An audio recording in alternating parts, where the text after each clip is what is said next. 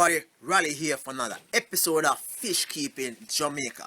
Alright, so in this video, I share with you my thought on the whole idea of whether or not ponds, pond fish actually kept in ponds, if they are more unhealthy than fish kept in, let's say, aquariums.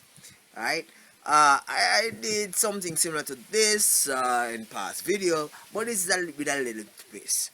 Okay, so you have your aquarium. There's nothing wrong with an aquarium. I love aquariums because it allows you to actually see the fish and you enjoy the moment, right? But I keep ponds, right? Now the thing is that if I keep an aquarium in my house, being it that I do work far away from home, my fish, the temperature in the aquarium, my fish will actually die because the temperature in the aquarium will actually increase because my house is made up of concrete, and when I'm leaving, everything is closed, tight, shut.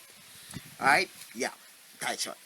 Okay, so if I do leave my aquariums outside, I build a space for it outside, and I go away and I return after a while, as you can see with the 60 gallon, over time you have algae.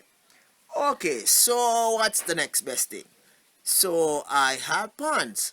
I have roughly about 28 ponds and containers with fish in it. What I do with these fish, I actually keep them for fun. One, breed them and actually sell them to persons who have their little fancy aquarium in their nice little space, to the pet shop. And the pet shop dispense of them as they wish. I just get my monies and I'm good. Okay, so let's delve into the video. 2 minutes worth of babbling, right? Okay, anyway, let's delve in the video. Alright, so today's video, I'm looking at several of my ponds. As you can see, some of my ponds, the fish are actually visible, and some the fish are not that visible. I am able to breed practically most of the fish in which I've actually kept in my pond system.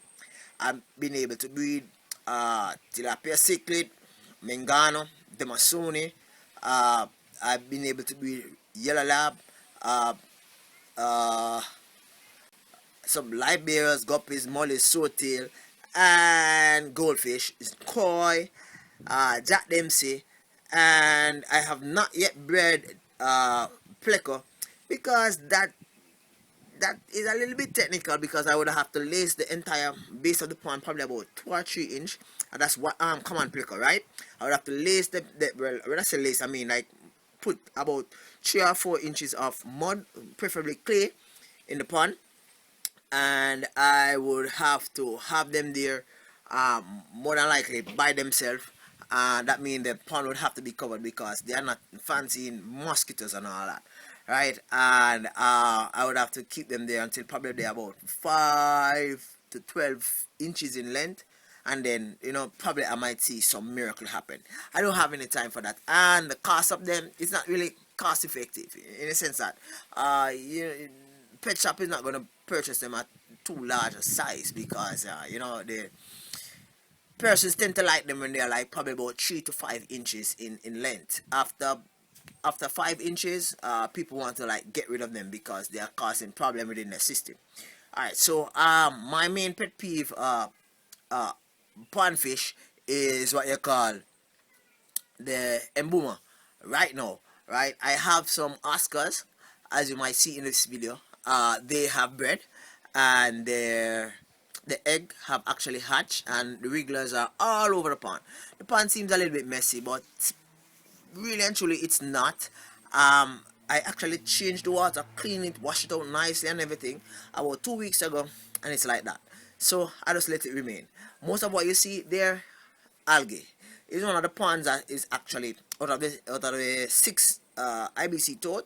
It is one of the ponds that is I have about 4 of them that is actually filtered, right? And that's one of the ponds that are filtered, right? My tilapia pond not filtered, and my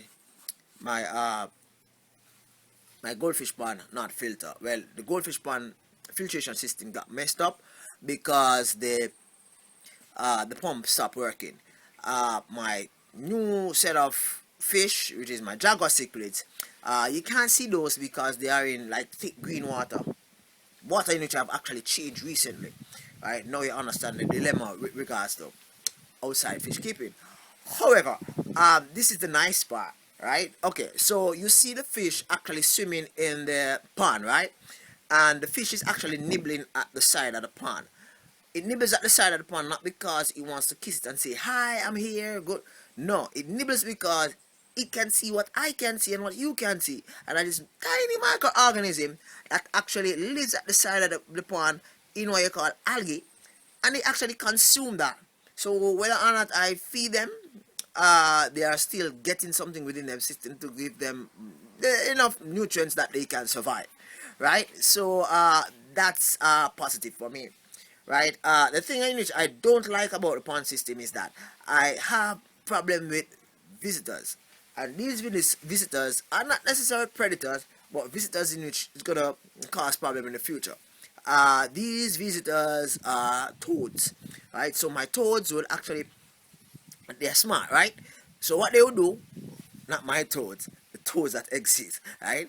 What they would do, they would actually skip out, skip throughout the pond system. They have actually made a mistake and gone into the Oscar pond when it actually just laid egg, and I saw half of one the next morning. You can figure out what happened, right? All right. So what they do, they actually look through the pond. The toads actually skip through the pond, choose the pond that is more appropriate for them to lay.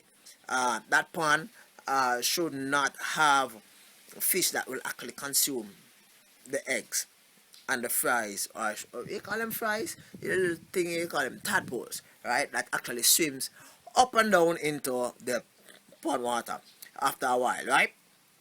So they would choose the fries of the fry pond for, like, let's say the convict cichlid and the chromite cichlid, and they will actually lay their eggs in it, and it would cause me a problem.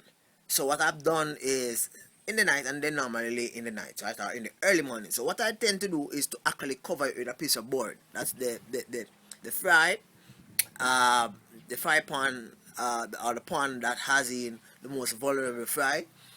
The toad will actually try to do this, right? I cover it with a piece of board until they reach probably about half inch, and then I allow it to stay open, and they enjoy the cycle of life. You might ask, so why is it that I don't cover my ponds, let's say, with some what I call shade cloth? For those persons in Jamaica, you know what I'm talking about. This dark cloth that you can cover your ponds with, so as to not to allow insects, like mosquitoes or any other insect to, or even animals, to come by into your pond. Okay, now this is the reason why I don't do it. Now, if I do that, what is going to happen is that my fish won't get to enjoy the freedom of actually getting insects and creatures from the wild. For example, I told you a few minutes ago, if not seconds, that toad tried to lay egg into my Oscar pond, and I woke up the next morning to find half of him in the pond floating, right? So my Oscar wouldn't have actually gotten that experience if I actually bought shade cloth and made a little house and put all them in it, right? And that's one of the reasons why I end up with so much work with regards to plant litter being in my ponds, right? My ponds allow my fish to actually procreate. Sometimes they procreate and I don't even know, right? So they procreate, and to me, I don't know about anybody else, but to me, keeping fish in pond, the fish tend to grow a little bit faster than if I keep them in the aquarium. Uh, to tell the truth, I change water probably, you know, 3/4 of the time I would have it in the aquarium. So therefore, if I have an aquarium and I'm going to be changing water every week, for the pond system I might change water like once every month, right? And the pond is there anyway, right? And the fish is growing and healthy and strong, no disease, everything is good, right? As you can see in my ponds, I have a lot of algae at the side of my ponds. I have what I call clay, dirt at the base of my pond, plants in my pond. I have different things in my pond to make it feel as if it's natural. Well, at least to the fish, right? The fish is able to swim throughout the pond, uh, you know, just dig holes and lay eggs. For example, my convict cichlid, they like to lay eggs in holes, even if they actually even if they actually lay the eggs on the glass or on hard surface within the aquarium. If you have sand, whenever the flies become free swimming, you'll find that the parent actually dig a hole into the sand, and the flies are kept in the hole, and the parent hover over the hole until they feel as if it's safe for them to actually venture out, right? So I've discovered a lot just having my pond system, right? And my pond system is not the best, but to me, it's working, and I have been able to keep several different fish at the same time. Now, I have over 18 different species of fish, probably more. Let me see if I can try to remember all of the fish in which I have right now. Okay, I have gambosa, what we call mosquito fish, right? Guppy, molly, swordtail. I also have pleco, it's number 5, goldfish number 6, koi number 7, oscar 8, demasoni 9, jagosicle 10, yellow lab 11, peacock, I call it, yeah, yellow peacock, 12, Malayan peacock, one of a pretty color, yeah, that's 13. I also have Mengano 14, convict cichlid 15, I also have Jack Dempsey 16, and I also have Chromide 17. In addition to that, I think I have also Severum 18. I think I'm missing one, but let's just stick with 18 for the time being, no? So I have roughly 18 or more. Wow. Oh, I have angels 19 different species within one system, right? And I'm feeling good in the sense that if I was to keep all these fish in aquariums, I would have to have roughly probably about 20 aquariums, or more. And then I would have to have breeding spaces, and each aquarium have to be to the size of the fish. For example, the Oscar aquarium, I would have to have at least a 150, and the Jago cichlid probably another 150 or 200, and the Severum probably about a 70, and angels probably about a 55 could do. Gambos and those smaller fish probably could hold in 20 or 25 gallons or even a 30 gallon. So it varies in size, but my pond system, it works very well, and I kind of loving it, right? Filtration system need a little bit more adjustments since the the pumps are actually giving me a problem.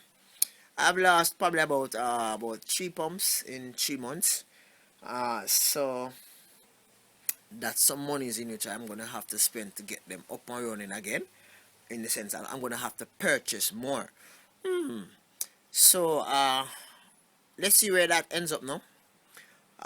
Thank you very much for stopping by and watching Fish Keeping Jamaica. Thank you very much for the support. Remember to check out the links below of other videos in which I've done on this channel. Also check out those channels in which I follow to the T below. I have followed more, but these are those 5 in which I've actually extracted from my list, right? So check them out. They're awesome dudes. They're awesome dudettes. Alright, cool. Pick up yourself, DPK Aquarium. Bless up, brother. Cool, everybody. Bye.